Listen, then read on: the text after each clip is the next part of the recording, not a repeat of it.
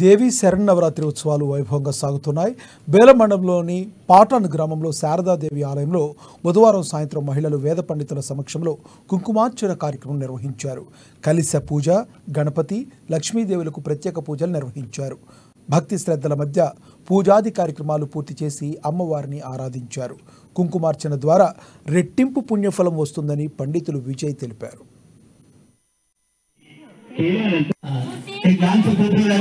మొదటి రోజున ఇక్కడ శారదాదేవి యొక్క మూర్తి ప్రతిష్టాపన చేయడం జరిగింది.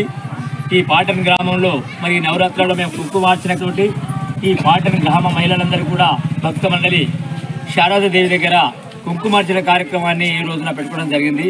కనుక ఆ శారద అందరికీ కుటుంబాలలో గ్రామ ఎల్లవేళలా ఆ విధంగా దేవి ఆశీస్సులు ఎప్పటికీ ఉండాలని చెప్పేసి అనుకోనే ఈ నవరాత్రి ఆరంభం నుంచి ఈ తెలుగు బ్రహ్మాండంగా జరుగుతుంది. సాయంత్రం కూడా హారతి కార్యక్రమము మరి అన్నదాన కార్యక్రమం కూడా పెట్టుకుంటున్నారు.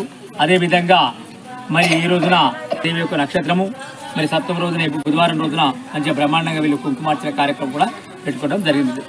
ఈ పాటను या नवरात्रीच्या दिवसात आम्ही